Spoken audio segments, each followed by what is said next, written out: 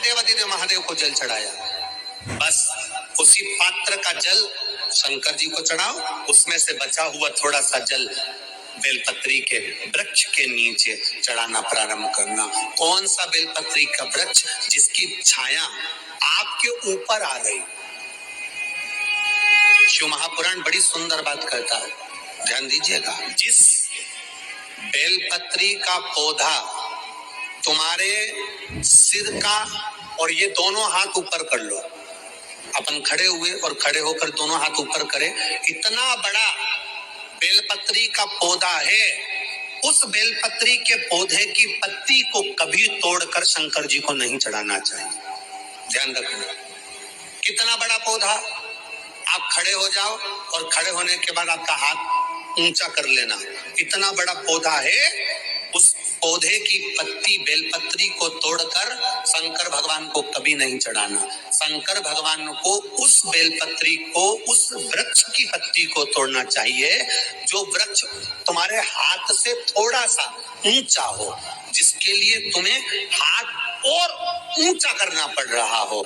जैसे एक बच्चा अपनी माँ की गोद में बैठने के लिए दोनों हाथों से उचकता है, आवाज लगाता है, उचकता है, आवाज लगाता है, हाथ ऊपर करता है, तो माँ उस बच्चे को गोदी में ले लेती है। उसी तरह उस बेलपत्री के वृक्ष की पत्ती तोड़ना चाहिए जिसने थोड़ी उन्नति कर ली हो, जो थोड़ा ऊंचा हो गया हो। तुम उसको पाने का प्रयास करो तो भगवान भी तुम्हें अपनी गोदी में ले ले। ऐसे वृक्ष की तुम छोटा सा पौधा, बिल्कुल जरा सा पौधा, उसी की पत्ती तोड़कर महादेव को चढ़ाओ। यदि बेलपत्री का पेड़ आपके यहाँ है और मान लो कई लोग बेलपत्री गमले में लगाते हैं या छत के ऊपर लगा देते हैं, बेलपत्री का वृक्ष जो होना चाहिए वो घर के ठीक पीछे ही चाहिए, या बेलपत्री का वृक्ष अगर पीछे नहीं है तो आप अपने घर से जब बाहर निकलते हैं तो राइट हैंड की ओर बेलपत्री का वृक्ष होगा। आप जब घर से प्रवेश कर रहे हैं, बाहर की ओर निकल रहे हैं, वो सुख का अनुभव करें। यदि घर से निकलते समय बेलपत्री का पेड़ लेफ्ट में अगर आता है, आप जिस घर से निकल रहे हो लेफ्ट में अगर बेलपत्री का पेड़ आता है तो आप 1 रुपए कमाएंगे, 1.25 रुपए खर्च होगा, पैसा हाथ में टिकेगा नहीं। घर में 10 लोग भी कमा रहे हैं तो पैसा घर में टिकेगा नहीं, आएगा जरूर, सारे काम होंगे पर टिकेगा नहीं। यदि लेफ्ट राइट भाग का बेलपत्री का वृक्ष घर में लगाओ तो घर के पीछे के हिस्से में लगाओ, और ऐसी जगह नहीं लगाना कि जहाँ पर बेलपत्र में गंदा पानी जाए या कोई गंदी वस्तु। 33 करोड़ देवी देवता बेलपत्री के पेड़ के नीचे सोमवार के दिन, कोई रविवार के दिन, कोई मंगलवार, कोई बुधवार, कोई गुरुवार, कोई शुक्रवार, कोई शनिवार के दिन बेलपत्री के नीचे आकर 33 करोड़ देवी देवता तप करते हैं, साधना करते हैं। एक बेल चौकी ऐसी होती है, शंकर पर अगर चढ़ी हुई है तो वापस उतार कर धोकर फिर शिव को चढ़ा सकते।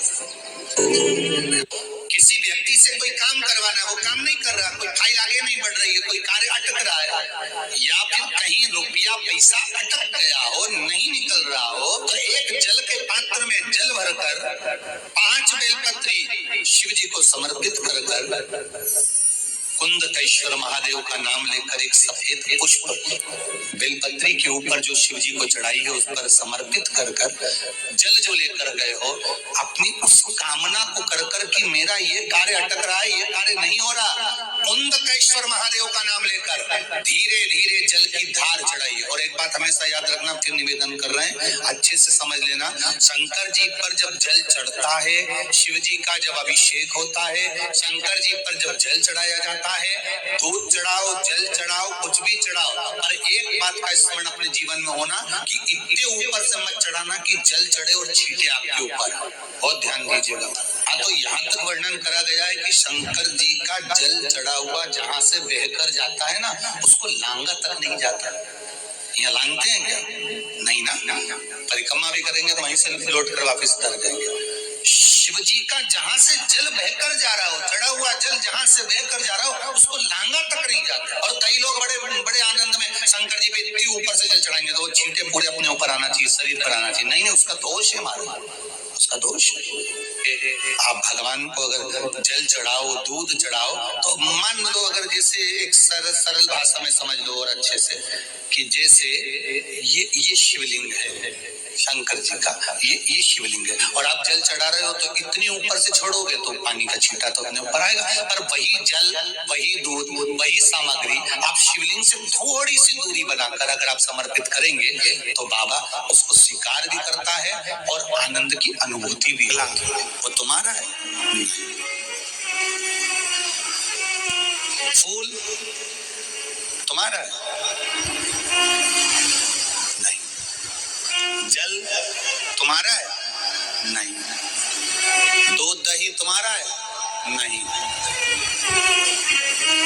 अब कहो कि ये शरीर भगवान को दे दे तो ये भी तो तुम्हारा नहीं है, ये भी तुम्हारे माँ बाप का, उसने पैदा किया है।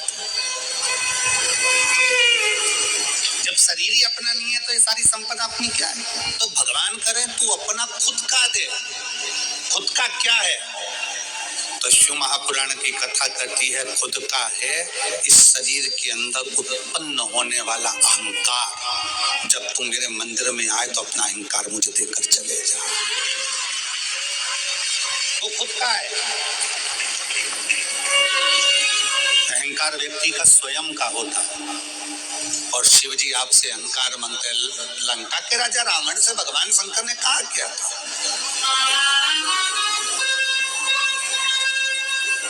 भगवान शिव लंका के राजा रावण से बोले क्या थे? रावण से बस उन्होंने एक ही बात कही थी, रावण मैं तुझे सोने की लंका दूंगा, मैं तुझे राज सिंहासन दूंगा, मैं देवलोक का राज्य दूंगा, मैं पूरी प्रॉपर्टी दूंगा, मैं तुझे अच्छा परिवार दूंगा, पूरा वंश भरा हुआ दूंगा, तेरा राजसी शासन दूंगा, पूरा ठाट दूंगा, बीच समुद्र में तेरी लंका को बसा दूंगा। रावण बस एक काम करना कि तू मुझे कुछ देना चाहे मत देना, अहंकार मुझको दे देना, सब कुछ दूंगा पर तू अहंकार मत लेकर, तू अभिमान मत रख। ऐसी कौन सी चीज है रावण में जो तुझे नहीं दे सकता? क्योंकि तू मेरा भक्त है और तू मेरा प्रिय भक्त है। रावण ऐसा क्या है जो मैं तुझे नहीं दूंगा? सब कुछ दे दूंगा, बस तू अपना अहंकार मेरे दरवाजे पर आकर छोड़ देना, अपना अहंकार।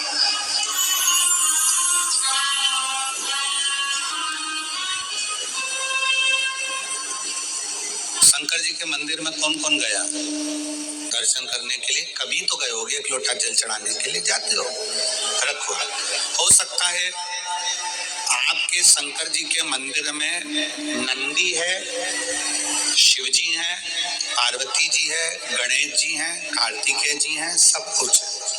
हो सकता है आपके शंकर जी के मंदिर में कछुआ नहीं, पर आप लोगों ने कहीं कहीं पुराने मंदिर अगर गए हो, जैसे त्र्यंबकेश्वर गए हो महाराज जी, त्र्यंबकेश्वर, कृष्णेश्वर, भीमा शंकर आदि का